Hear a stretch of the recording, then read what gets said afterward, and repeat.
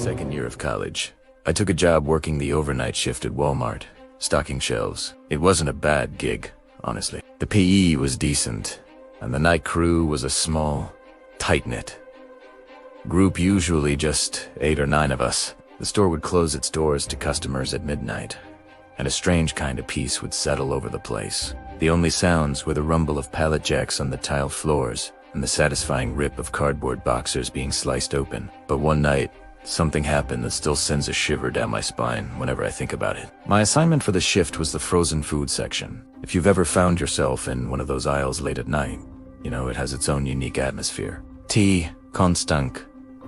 Low hum of the glass freezer doors creates a white noise, and the cold air makes every little sound echo in a weird way. It was around 2 in the morning, and most of the crew was on the other side of the store, working on grocery. I was all alone in the frozen aisle, which wasn't unusual. I had my headphones in, stocking pizzas and ice cream, just trying to get through the night. That's when I noticed something odd. One of the freezer doors was open, and I don't mean just a little edge of it was swung wide open. My first thought was that another employee must have passed through and just forgot to close it. Annoying, but not a big deal. So, I walked over, shut it firmly, and went back to my pallet of frozen pizzas. About 5 minutes passed, and then I heard it. That soft, suction-like sound a freezer door makes when it opens. I turned around.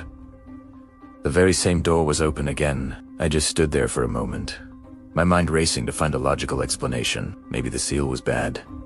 Maybe I hadn't pushed it hard enough. So, I marched back over and shut it again, this time giving it an extra hard push to make sure it latched securely. I went back to work, feeling a little unsettled. Not even 2 minutes later, I heard something else.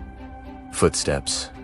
Slow, deliberate footsteps coming down the aisle toward me. Ispunarun, fully expecting to see one of my coworkers.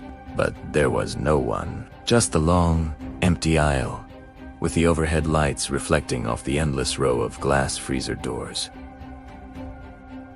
I tried to shrug it off. It's a massive store, and sounds can play tricks on you at night. But when I turned back to the shelf, the freezer door was open again. The exact same one. At this point, I'd had enough. I walked down the aisle and checked the narrow hallway behind the freezers where we sometimes moved inventory.